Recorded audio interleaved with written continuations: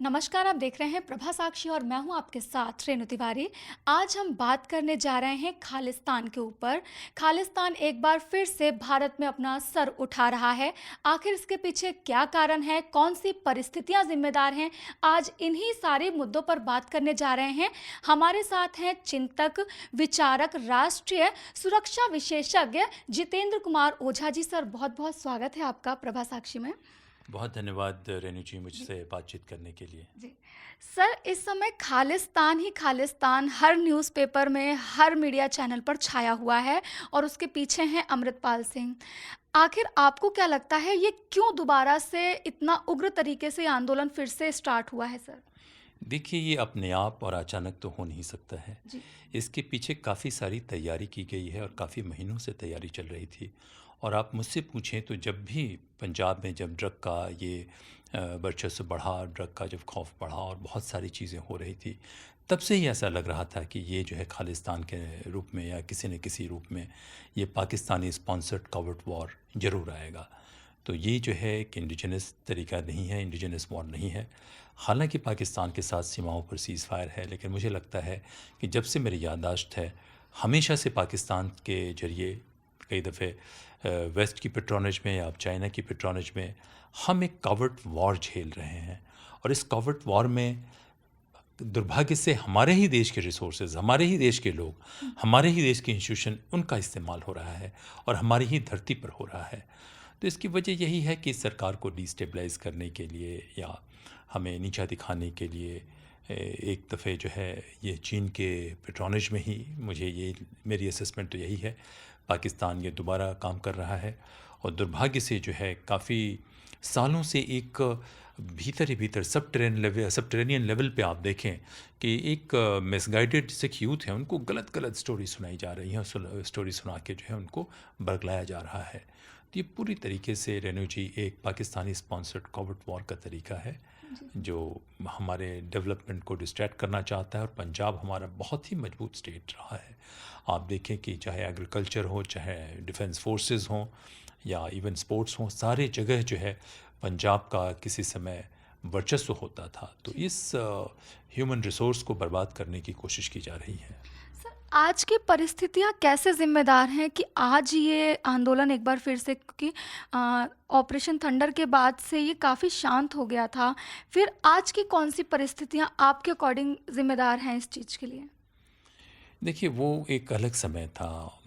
KPS Gill साहब की leadership थी और ये एक नकली आंदोलन था। अगर आप देखें तो जी। सिख कभी भी ऐसे इस पे आना नहीं चाहते थे। लेकिन जो हमारी होस्टाइल एजेंसीज़ हैं, ख़ास करके आईएसआई या दुनिया के जो सीक्रेट वॉर में या कवर्ट वॉर में या प्रॉक्सी वॉर में जो लोग इन्वॉल्व हैं, तो उन सभी को मालूम है कि जो आइडेंटिटी रिलेटेड वॉर है उसमें लोग बड़े इमोशनल हो जाते हैं।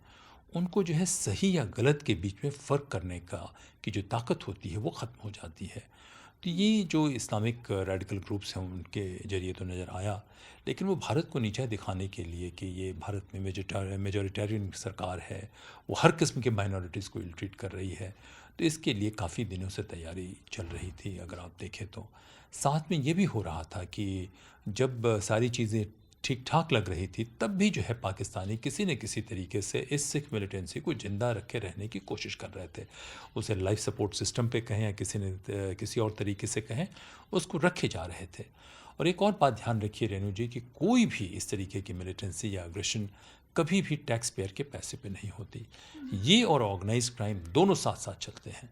तो हुआ क्या कि पिछले 15 सालों में आप देखें, ख़ास करके कैप्टन अमरिंदर सिंह के आने के बाद थोड़ा-सा उसमें कमी ज़रूर आई कि 2 चीज़ें बढ़ गई थी पंजाब में। एक तो ड्रग का जो ये है कि जिस तरीके से ड्रग जो है पेडल किया जा रहा था, बच्चे-बच्चे को ड्रग की लत लगाने की कोशिश की जा रही थी।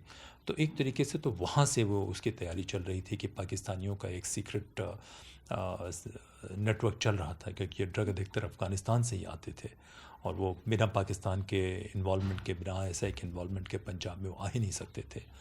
और बहुत सारे तबके को उन्होंने सबवर्ट कर दिया था, चाहे वो पॉलिटिकल तबका हो, चाहे एनजीओ का तबका हो, चाहे मीडिया का हो या सबसे अधिक पुलिस का तबका भी हो। अगर आप देखें कि कुछ एक बातें मीडिया में आई हैं तो उससे ये पता चलता है कि इन्होंने एक एलैबोरेट नेटवर्क बना रखा है।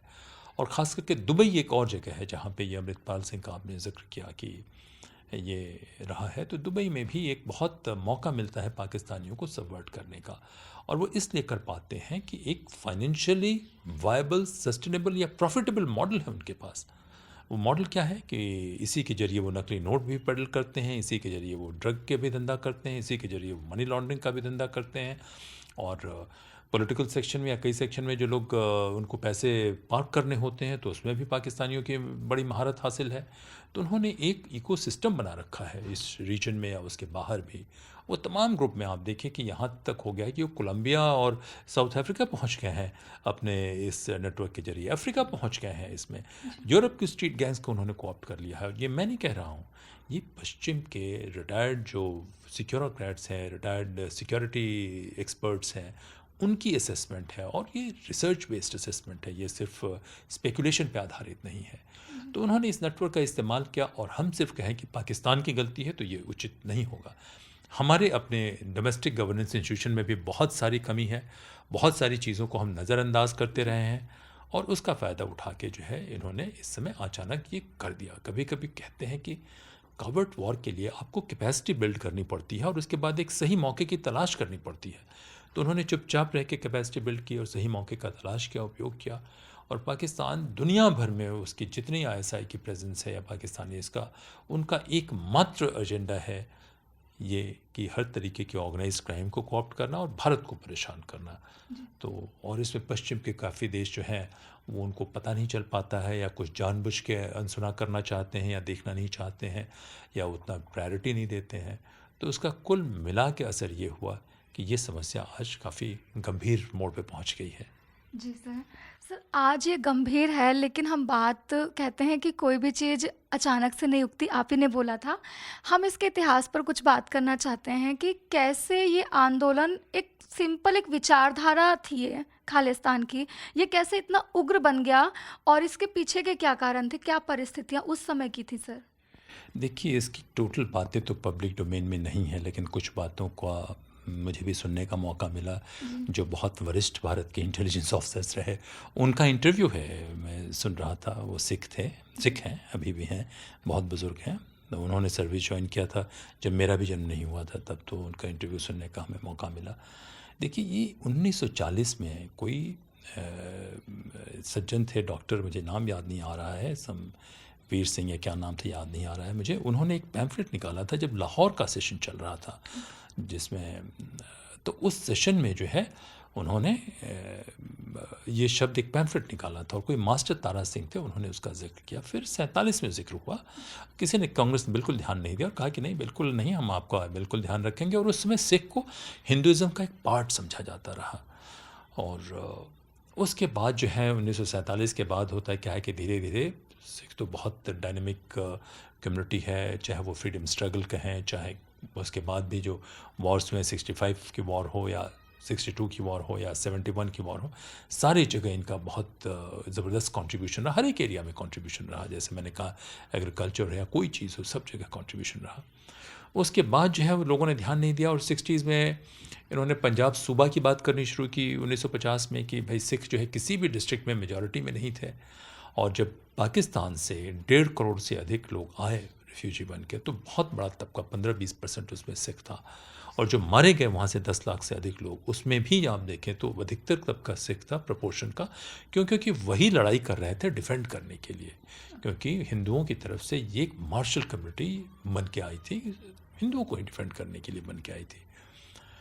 उसके बाद ये होता है क्या है कि जब 60s में ये स्टेट बन जाता है, तब शुरू होता है क्या कि जो खालिस्तान के जो प्रमोटर हैं, जगजीत सिंह चौहान, जो इनको गॉडफादर कह सकते हैं, वो, आपको यकीन नहीं होगा कि 67 के चुनाव के बाद 2 साल के लिए जो वहाँ की असेंबली रहती है आज़ाद होने के बाद, उस चुनाव में ये चुने जाते हैं, पहले स्पीकर बनते हैं, फिर फाइनेंस मिनिस्टर भी बनते हैं। फिर 69 के चुनाव में हार जाते हैं, और हारने के बाद ये जाते हैं फिर यूके, और उसके बाद इन्होंने बात करनी शुरू की। और उस समय 71 की लड़ाई में हार खाने के बाद जो है पाकिस्तान बिलबिलाया हुआ था, और ओपन मीडिया की रिपोर्ट की मैं बात कर रहा हूँ। तो पाकिस्तान ने फिर क्या काम किया, कहा जाता है कि जुल्फ़िकार अली भुट्टो से भी जगजीत सिंह चौहान की मुलाकात हुई और आईएसआई ने इनको पैसे देने शुरू किए और इनको स्पॉन्सर करना शुरू किया, क्योंकि तभी से उनकी बड़ी दिली ख्वाहिश रही कि किस तरीके से उसका बदला लिया जाए और हिंदुस्तान को भी जो है फ्रैक्चर किया जाए, तोड़ा जाए उसके कुछ न किसी हिस्से को। तो दो जगह उन्होंने काम करना शुरू किया, एक तो कश्मीर की तरफ, दूसरा जो है खालिस्तान की तरफ या पंजाब की तरफ। तो जिस सज्जन का नाम मैं ज़िक्र कर रहा हूँ उनका नाम जीबीएस सिद्धू है। उनका इंटरव्यू मैं सुन रहा था एक बड़े मजबूत से प्लेटफॉर्म पे। वो कह रहे थे कि उन्होंने कहा कि पूरे कनाडा में घूमने के बाद उनको दो लोग मिले जो सिखों का ये खालिस्तान का सपोर्ट कर रहे थे, और उसमें से एक कोई प्रोफेसर थे उदय सिंह और कोई दूसरे कुलदीप सोढ़ी करके या कुछ इस तरीके से नाम वो बता रहे थे कि इन दो के अलावे कोई नहीं था। तो देखें कि ये ध्यान नहीं दिया, लेकिन जगजीत सिंह चौहान सारे जगह जाना शुरू करते हैं। पाकिस्तानी फंडिंग के बाद शायद न्यूयॉर्क टाइम्स में उन्होंने एक बहुत बड़ा ऐड दिया खालिस्तान के फेवर में, और इस तरीके से बहुत पैसे इकट्ठा किए उन्होंने पंजे से। तो यहाँ से शुरुआत होती है, लेकिन फिर भी खालिस्तान नहीं बनता। आप देखिए कि फिर आनंदपुर साहिब रेजोल्यूशन, एक के बाद एक 3 आनंदपुर साहिब रेजोल्यूशन आते हैं, और ये रेजोल्यूशन लाने वाले जो होती है कौन, अकाली दल की जो पार्टी होती है, शिरोमणि अकाली दल। वो देखती है कि पंजाब सूबा बनने के बाद जब 71 का चुनाव होता है तो वो एक वेव था, इंदिरा गांधी बहुत ज़ोरों से वो चुनाव जीतती हैं। तो उसको लगता है कि उस चुनाव के बाद इनको बहुत कम सीटें मिली, यहाँ तक कि असेंबली में भी सीटें बहुत कम हो गई, और सिर्फ एक जो है पंजाब की 13 में से एक पार्लियामेंट्री सीट उनको मिली। तो उन लोगों ने सोचा कि थोड़ा अग्रेसिव जो है एक पैरोकियल स्टांस लेते हैं। फिर भी वो बात नहीं बनती है थोड़ा सा, लेकिन कि सिखों को एक सेपरेट रिलीजन ट्रीट किया जाए, उनको हिंदुज़म का पार्ट ट्रीट नहीं किया जाए। जबकि हकीकत यह है कि आप देखें रेणु जी कि एक ही परिवार से एक बच्चा सिख होता था, दूसरा सिख नहीं होता था। जो लोग गुरु को समर्पित कर देते थे एक सबसे काबिल बच्चे को, तो वो खालसा बन जाता था, जो एक आप देखें कि पंथ को या जो भी कहें इसको डिफेंड करने की बात करते थे, और डिफेंड वो हिंदुइज्म को ही कर रहे थे, किसी और को नहीं कर रहे थे। क्योंकि सारे गुरु आप देखें कि उन्होंने जान दिया तो हिंदू ही पैदा हुए और हिंदुइज्म के लिए ही ये कर रहे थे। बट एनीवे, तो ये एक आइडियोलॉजिकली वो लेके जाते हैं। 73 के बाद 78 का फिर ये होता है आनंदपुर साहिब, ये होता है। फिर 1980 में जो रेजोल्यूशन पास होता है आनंदपुर साहिब में, तब वहाँ पे उनका ज़्यादा अग्रेसिव स्टांस होता है। वो सिख की सॉवरेंटी की बात करते हैं और बहुत सारे इश्यूज रेज करते हैं। कुछ वाटर्स की भी बात करते हैं, फिर मोरालिटी की भी बात करते हैं, एथिक्स की भी बात करते हैं, सिखिज़म को प्रोटेक्ट करने की बात करते हैं, बहुत सारी बातें करते हैं। लेकिन कुल मिला के कहते हैं कि सेसेशनिज्म का सिखिज़म के नाम पे पहला वो जो डॉक्यूमेंट आता है वो 1980 अप्रैल 12 का ये जो रेजोल्यूशन है, इसकी तारीख मुझे बहुत अच्छे से याद है, क्योंकि उस समय किसी समय बहुत ठीक से पढ़ा करता था और लोगों से बात भी किया करता था। तो ये होता है। और इस दौरान जो है होता क्या है कि एक पॉलिटिकल लेवल पे जो सिद्धू साहब का जिनका मैं जिक्र कर रहा था, उनके इंटरव्यू में भी है और बहुत और बुज़ुर्ग लोगों से बात करने पे जो पता चला है कि हिंदुस्तान की तमाम एजेंसीज का दुरुपयोग हो रहा था उस समय चुनाव के पर्पज़ के लिए। और ये जो भिंडरा वाले वगैरह एक छोटे मोटे कुछ ये थे, कारिंदे थे किसी के, कोई इनको ध्यान नहीं देता था। इनको जानबूझ के प्रमोट किया गया कि एक लेवल तक इनको लाया जाए ताकि अकाली दल को जो है 77 में अकाली दल चुनाव जीत के आई थी, कैसे उसको स्कटल किया जाए। तो वोट बैंक के लिए जो है भिंडरा वाले को प्रमोट किया गया। सारी एजेंसीज कहते हैं कि उनको पैसे देती थी, भारत सरकार की तरफ से मिलता था यहाँ तक। तो ये जो है ये जहर की खेती हमारे ही देश में, हमारे ही सरकार के, हमारे ही इंस्टीट्यूशन के जरिए हुई कि भिंडरा वाले को लाया गया, उनको बढ़ाया गया, लेकिन फिर भिंडरा वाले हाथ से निकल गया। तो ऐसे काम अगर आप करते हैं तो हाथ से निकल जाता है। लेकिन सिर्फ ये डोमेस्टिक मामला नहीं था। जैसे जैसे भिंडरा वाले बढ़ता गया, वो धीरे से फिर पाकिस्तान में उसके लोग जाने लगे और पाकिस्तान से पूरा समर्थन मिलने लगा। और पाकिस्तान की जो बाहर की जो एक्टिविटीज़ थी वो मिल के पूरे सिख्स को उन्होंने ट्रेन किया, सिख मिलिटेंट्स को, उनको बहुत बरगलाया और बहुत सारे ऑर्गेनाइज क्राइम के जरिए जो इसको इतना बढ़ा दिया कि कुछ हुआ नहीं। तो ऑपरेशन ब्लू स्टार हुआ। ऑपरेशन ब्लू स्टार में बहुत डैमेजेस हुए। उसके बाद जो है जब ये आते हैं KPS गिल साहब आते हैं तो वो ऑपरेशन ब्लैक थंडर होता है, जिसमें मिनिमम बड़ा प्रिसाइज पिन पॉइंटेड लोगों को वो टारगेट करके हटाते हैं। और उसके बाद जो गिल साहब ने किया वो एक अपने आप में इतिहास है, दुनिया में शायद ही कहीं ऐसा हुआ होगा कि इस तरीके की, ये इसे हम कहते हैं ना इंसर्जेंसी पे भी मैंने काफ़ी लिखा है, आप मेरे ब्लॉग पे भी देखें और काफ़ी क्लोजली वॉच किया है और काफ़ी अपने हिसाब से जहाँ जहाँ मौका मिला कंट्रीब्यूट भी किया है। तो इस वॉर में कोलेट्रल डैमेजेस का होना बहुत स्वाभाविक है। और एक दफ़ा ऐसी वॉर शुरू हो जाती है तो इस वॉर को ख़त्म करना मुश्किल है। तो वो एक अपने आप में अनोखा एग्जाम्पल था कि उन्होंने ख़त्म किया। पंजाब में कैजुअल्टीज़ हुई लेकिन उसके बावजूद लोगों ने इसको मान लिया। मानने के बाद फिर वो आगे बढ़ गए। हम काफ़ी आगे चले आए थे। लेकिन देखिए उसके बाद होता क्या है कि पंजाब में जो है कई दफ़े पुलिस में कई दफ़े उसके असर आए कि जो पुलिस को उस समय पावर मिले थे वो पावर ठीक किए नहीं गए। पॉलिटिक्स में भी कुछ असर रहा कि ड्रग का, जैसे मैंने कहा, पाकिस्तानी लगातार टारगेट करते रहे। पुलिस में बहुत सारे क्राइम आ गए कि वो एक्सटॉर्शन से लेके मनी लॉन्ड्रिंग से लेके बहुत सारे प्रोटेक्शन मनी से लेके इन तमाम चीज़ों में पुलिस इन्वॉल्व हो गई, रियल एस्टेट में इन्वॉल्व हो गई। तो पुलिस और क्रिमिनल्स के बीच का फ़र्क वो मिटने लगा। और कई दफ़े हुआ क्या कि कई दफ़े किसी न किसी बहाने के ज़रिए जो आईएसआई के जो एम्पायर थे उसमें हमारे भी स्टेप बने, सरकार के लोग शामिल हो गए, ऐसा शक किया जाता है। और ऐसे मीडिया रिपोर्ट्स भी हैं और ऐसी असेसमेंट भी है। ये मैं अपने किसी क्लासिफाइड नॉलेज के बेसिस पे नहीं कह रहा हूँ। तो ये जो है यहाँ से शुरुआत होती है। और इस तरीके से जब अगर आप आग से खेलते हैं तो कुछ तो होना ही होना है, ना कोई असर होना ही होना है। तो इसमें आप देखें कि जैसा मैंने कहा कि अब ये दोबारा बढ़ गया कि अमृतपाल जो है, और ये कई लोग इसको पाकिस्तानी ब्रेन वॉश करते रहे। और पहले भी कुछ बताया ना, जगजीत सिंह चौहान के ज़रिए या कई ज़रिए ये लोग जो जाते रहे वहाँ पे उन्होंने सपोर्ट स्ट्रक्चर बना लिया, कुछ लोगों के लोग मरे। तो वो जिनके भी रिश्तेदार मरे तो वो मानने को तैयार नहीं थे कि उनके रिश्तेदारों की गलती है, उनके भीतर भी कुछ ये रहा।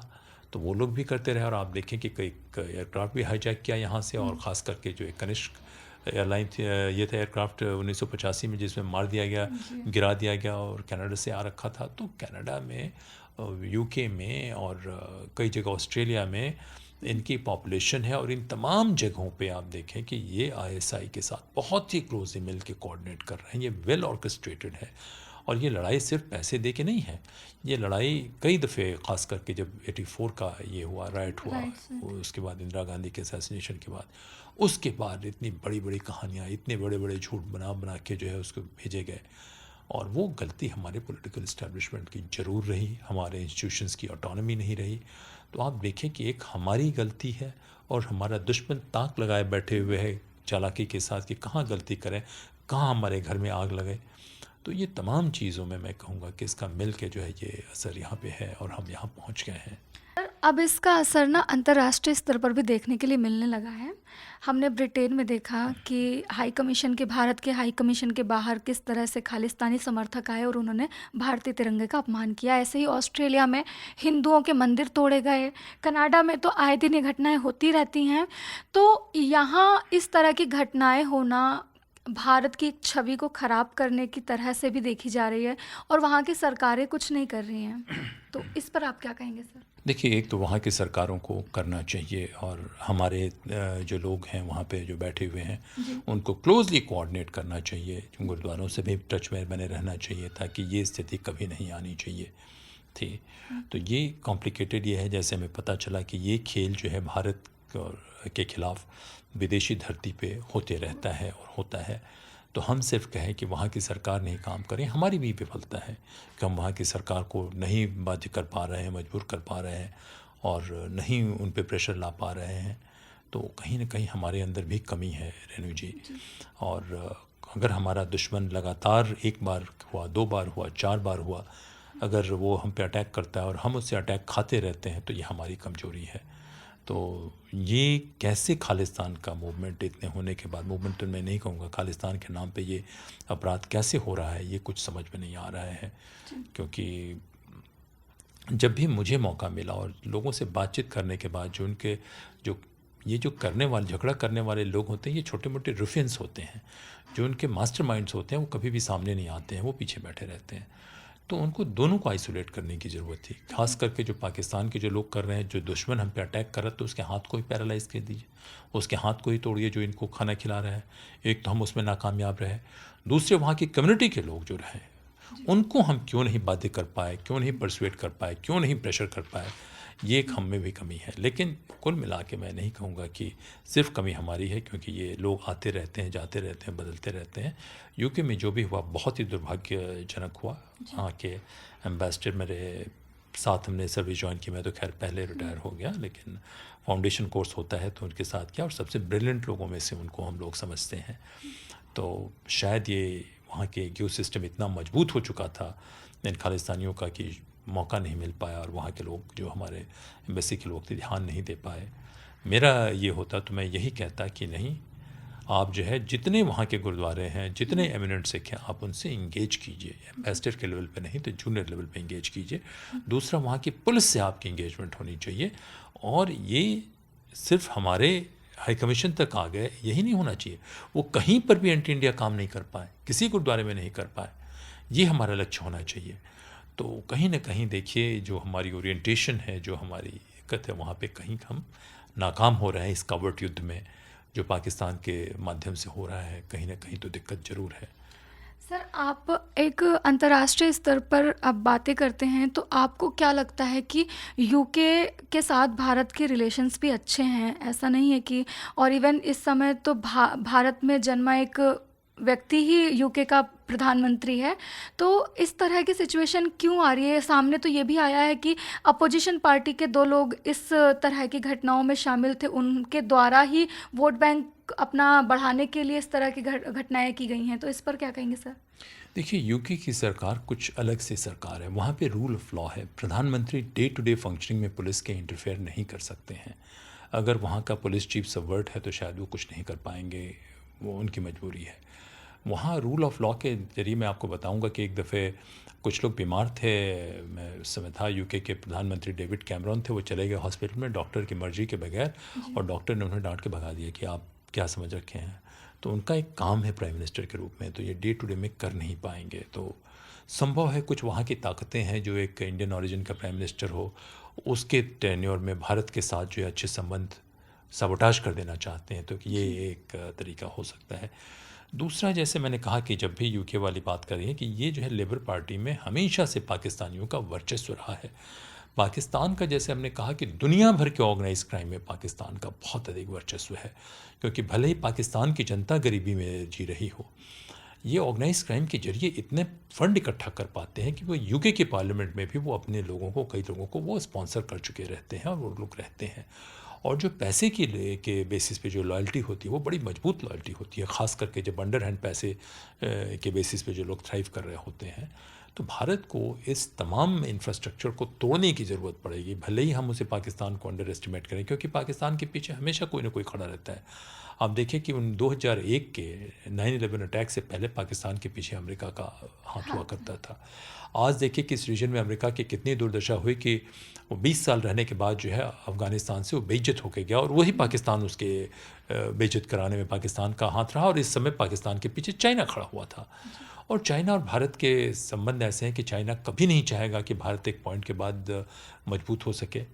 और मैं नहीं, पश्चिम के ही लोगों का कहना है कि चाइना की पेनिट्रेशन जो है पश्चिम के कई एक इंस्टीट्यूशन में इतनी अधिक हो चुकी है कि उनका इस्तेमाल वो अपने स्ट्रेटेजिक एजेंडा के लिए कर रहा है। तो देखिए रेनू जी, जो इंटरनेशनल रिलेशनशिप में काफ़ी चीज़ें जो दिखाई पड़ती हैं वो पर्याप्त नहीं है, और बहुत सी चीज़ें जो दिखाई नहीं पड़ती उनका असर बहुत अधिक होता है। तो इसमें हमें बहुत सावधानी से और बहुत रुक के नहीं, बहुत डायनेमिकली नेगोशिएट करना पड़ता है। तो मेरा यही कहना होगा कि जैसे आपने यूके का जिक्र किया, जब हम लोग थे वहाँ पे, मैं भी उस एम्बेसी में काम कर चुका हूँ, तो हम लोगों ने उस समय कहा कि देखिए कोई भी प्रोटेस्टर जो है, एक सड़क है और जिस तरफ हमारे इस तरफ ये था, पहले वो लोग आने देते थे, तो पुलिस से हम लोगों ने कहा कि नहीं, जिसको प्रोटेस्ट करना है वो प्रोटेस्ट करे, सड़क के उस पार करें, हमारी बिल्डिंग को टच नहीं कर सकता है। तो पुलिस ने कुछ कुछ कहना शुरू किया, लेकिन नहीं, हमने दबाव बनाया, कहा कि कुछ नहीं, यहाँ नहीं आने देंगे, आप वहाँ तक आने दीजिए। और जब भी प्रोटेस्ट होगा प्रायर परमिशन के बगैर प्रोटेस्ट नहीं हो सकता है। अगर प्रोटेस्ट करना है तो बताइए, बैरिकेड लगाइए, हमारे लोगों की मूवमेंट आप रोक नहीं सकते हैं। तो ये तमाम चीज़ें, प्रोटोकॉल्स उस समय थे, पता नहीं क्यों ये प्रोटोकॉल नहीं रहे, इस समय समझ में नहीं आता है। और दूसरा जो है, जो ये नेटवर्क के लोग हैं, इनको जो है किसी न किसी तरीके से आपको आइडेंटिफाई करके आइसोलेट करने की ज़रूरत है, और इस तरीके से आइसोलेट करने की ज़रूरत है जिसमें आपके रिसोर्सेज कम से कम खर्च हों। देखिए, जब तक ये पाकिस्तान की आईएसआई को सांस लेने का भी मौका मिलता रहेगा, तब तक हमारे देश में लोग चैन से बैठ नहीं सकते हैं। और जब तक इस देश में भ्रष्टाचार रहेगा कुछ एक रैंक्स में, तब तक जो है पाकिस्तान के आईएसआई को मौका मिलता रहेगा कि इस भ्रष्टाचार का इस्तेमाल करके वो हमें नुकसान करें, क्योंकि वो एक ऐसी ताकत है जो जहाँ जाएगी वो विनाश ही करेगी, भारत में करे या अपने देश में करे। वो एक कैंसर की तरह जो है पश्चिम ने उसको ईजाद कर दिया है, और उस कैंसर का इलाज थोड़ा सा मुश्किल है, लेकिन उसके किए बगैर जो है हम लोग शांति से रह नहीं सकते। जी, सर एक आपसे सवाल करना चाहूँगी कि अभी जब ये घटना हुई थी यूके में, खालिस्तानियों ने भारत का तिरंगे का अपमान किया, लेकिन उसके बाद कुछ सपोर्ट में भी आए, उन्होंने तिरंगा लहराकर एम्बेसी को सपोर्ट किया, सब में उसमें सिख भी शामिल शामिल थे। तो जो खालिस्तान अपने आप को सिख का मसीहा कहता है कि हाँ हम खालिस्तान को और सिख को एक अलग स्तर पर लेके जाएंगे, इनको अलग चीज़ें करेंगे, लेकिन पंजाब में ही ये दो गुटों में बटी हुई ये चीज़ें हैं। एक नॉर्मल सिख को अपनाने वाले हैं और एक खालिस्तान को समर्थन करने वाले हैं। तो ये किस तरह से चीज़ें डिफाइन है, मतलब ये एक उग्रवाद की ओर जा रही है चीज़ें। देखिए 92%, 95%, 98% सिख जो है वो भारत के साथ रहना चाहते जी हैं। सर। ये जो 2% लोग हैं, 2%, इसमें से जो मेजॉरिटी तो पाकिस्तान के स्पॉन्सर किए हुए लोग हैं। ये लोग भूल गए कि गुरु अर्जन देव और गुरु तेग बहादुर दोनों का शीश काटा गया था, जिस आक्रांता ने काटा था। ये उन्हीं की आइडियोलॉजी को बढ़ाने वाले लोगों के हाथों जाके ये बिक चुके हैं। तो ये सिख तो है ही नहीं जो ये कर रहे हैं, ये खालिस्तानियों की जिनकी आप बात कर रहे हैं। इसमें से कुछ यंग जनरेशन के लोगों को मिसगाइड किया गया है और इसको इस्तेमाल किया जा रहा है। तो देखिए मैं वहाँ रहा, ब्रिटिश सिख एसोसिएशन के प्रेसिडेंट हैं, वो लगातार, उनसे मेरी बड़ी अच्छी मित्रता थी कि जब मैं था किसी समय मैं एम्बेसी में शायद उनका सबसे नज़दीकी मित्र हुआ करता था। अब तो उनके बहुत सारे मित्र हो गए हैं, वो हाउस ऑफ लॉर्ड्स में पहुँच गए हैं। तो वो उस समय भी कंडेम किया करते थे और बहुत मेजॉरिटी से कंडेम किया करते हैं। मैं आपको एक और बात कहूँगा कि ये 2011 साल की बात थी या 2012 साल की बात है, मुझे याद नहीं आ रहा है, कि मैं गया हुआ था शेफील्ड में। शेफील्ड से मेरे लिए ख़ास करके मेरे नाम से एक इनविटेशन आई थी। तो वहाँ पे गया तो एक ब्रिटेन के जो दूसरे राजकुमार हैं जो अभी कंट्रोवर्सी में आ गए, वो ये थे और मैं अपने एम्बेसडर को रिप्रेजेंट कर रहा था। तो स्पीच वगैरह हुई, मैंने भी वाहेगुरु जी दी खालसा वाहेगुरु जी दी फतेह मैंने भी जोरों से कहा, उसके बाद स्पीच बताया। सारे सिख थे। एक छोटा सा तबका था वहाँ पे, मुझे पहले से अंदेशा था कि ये लोग कुछ उल्टी सीधी बातें कहेंगे। तो मैंने उस समय जो वहाँ के पुलिस में सिख तो थे, मेरे मित्र थे, तो उन लोगों को बताया और मैंने कहा कि देखिए कि यहाँ पे कोई भी भारत विरोधी बात बिल्कुल नहीं होनी चाहिए। तो जो उनके जो सो कॉल्ड कम्युनिटी लीडर थे जो उनको फंड वंड करते थे, तो उन्होंने बताया कि ये लोग इनको स्पॉन्सर करने वाले हैं। मैंने कहा नहीं, आइए आपसे बात करते हैं इसके बाद। और उनको भी कह दिया कि भाई ये कुछ भारत विरोधी बात बिल्कुल नहीं होनी चाहिए, क्योंकि मैं जानता था कि जो लोग उल्टी सीधी बात कहते हैं वो एकदम किराए के टट्टू होते हैं और पाकिस्तानी प्रेशर पे ही करते हैं।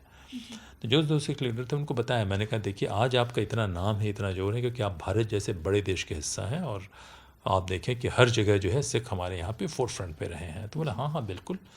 तो मैंने कहा कि आप इन लोगों को करते हैं? बोले क्या करें, ये लोग मांगने आ जाते हैं तो थोड़ा बहुत दे देते हैं इसके नाम पे। मैंने कहा इनको स्ट्रिक्टली कहिए कि कोई भी बात नहीं करें, कुछ नहीं करें। बोला हाँ हाँ ये तो बेगिंग बोल रहे कि हमारे पीछे घूमते रहते हैं। हमने कहा कि और हिंदुस्तान में कोई दिक्कत हो, कोई बात हो, कोई परेशानी हो, कुछ भी, हम लोग तो हैं और आप आइए, आप एक रिस्पेक्टेबल मेंबर हैं इंडियन कम्युनिटी के, तो आप आके बात कीजिए। तो बोला कि नहीं थोड़ा सा हमारे उतनी ये नहीं है। तो उसके बाद जो हुआ क्या कि जो हमारे कम्युनिटी लिहाजा ऑफिसर थे जो हाई कमीशन में, सारे लोगों से टच में रहते थे और ये बात होती थी और नेट ये हुआ कि कोई भी बात किसी ने कुछ नहीं कही।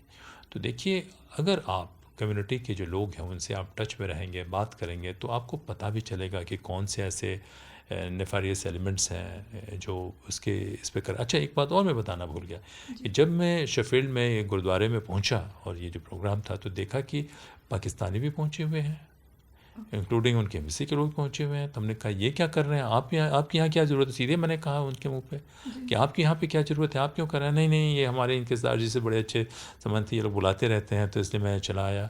तो उनको मैं बुला के कहा कि देखिए ये आप गलत कर रहे हैं कि इन लोगों को बुला के ये कर रहे हैं कि जिनका इतिहास रहा है सिखों की हत्या करने का। आप देखें कि जब आज़ादी मिलती है तो कितने सिख मारे गए, और ये एसजीपीसी का स्टेटमेंट है कि 10 लाख जो है हिंदू या सिख मारे गए हैं। तो उन्होंने कहा, और उसमें अच्छा खासा तबका सिख का था, और कितने मजबूर हो गए कन्वर्ट होने पे, कितनों को ये भी नहीं मिले कि अपने सिखिज़म के साथ जो है वो पाकिस्तान में सेल्फ रिस्पेक्ट के साथ रह सकें।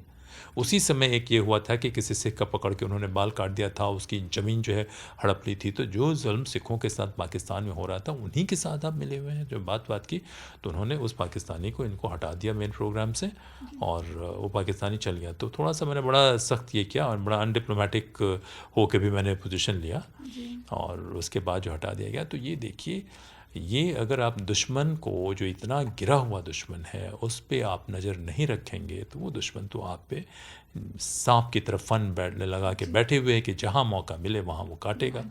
तो वो जो है मेरे ख्याल से भारत के लोगों को ध्यान देने की, भारत के खास करके जो लोग जो इन मुद्दों को देखते हैं उनको बहुत ध्यान देने की ज़रूरत है रेणु जी। सर एक आखिरी सवाल पूछना चाहूँगी, क्या आपको लगता है कि सर वेस्ट जो है वो भारत के प्रति हिपोक्रेसी दिखाता है कि कई बार मामलों में, जैसे अभी खालिस्तान की बात है, खालिस्तान को लेकर ब्रिटेन शांत है, लेकिन वहीं स्कॉटलैंड को लेके वो काफ़ी ज़्यादा एग्रेसिव है। इसी तरह कनाडा में भी हुआ, किसान आंदोलन की उन्होंने कितनी आलोचना की, वहाँ पे ट्रक आंदोलन हुआ तो इमरजेंसी लगा दी। तो इस तरह की चीज़ें वो वेस्ट भारत के प्रति ऐसी चीज़ें क्यों करता है सर? हिपोक्रेसी दिखाता है एक तरह से। देखिए, दुनिया में एक ही चीज़ मैटर करती है, वो है ताकत। जी। हाँ, भय बिन हो ही न प्रीत, है कि नहीं? तो जब तक भय नहीं होगा तब तक प्रीत नहीं होगी। तो वेस्ट में हिपोक्रेसी थी, है और रहेगी। अभी भी वो कॉलोनियल साइकिल से निकले नहीं हैं, वो हमें कई दफ़े करना चाहते हैं, और साथ में हमारे कुछ लोग हैं जो जाके इसको बढ़ावा दे रहे हैं। तो हमें दो चीज़ों को ध्यान देना पड़ेगा कि अपने भीतर एक ट्रांसपेरेंट और एफिशिएंट गवर्नेंस तो हमें रखना ही रखना है। इससे नहीं कि हमें वेस्ट से सर्टिफिकेट चाहिए, इसलिए कि हमें अपने लोगों का ध्यान देना है। जो 1984 में हुआ वो बहुत बुरा हुआ सिखों के साथ, वो ठीक नहीं हुआ। और जिस तरीके से भिंडरावाले फिनोमेनन को लाया गया, बढ़ाने की कोशिश की गई, वो सब ठीक नहीं हुआ है। कोई भी identity based politics Bharat afford नहीं कर सकता है, क्यों? क्योंकि हम एक मल्टी कल्चरल, मल्टी लिंगुअल एक देश है, बहुत तरह के कल्चर हैं। तो हमें भीतर मजबूत करना है और बाहर, और ताकत भी बढ़ानी है, अच्छा गवर्नेंस भी देना है, कॉम्प्रिहेंसिव नेशनल पावर भी मजबूत होना है, और जहाँ ज़रूरत पड़ता है तो बाहर की शक्ति को बढ़ानी है, तभी होगा।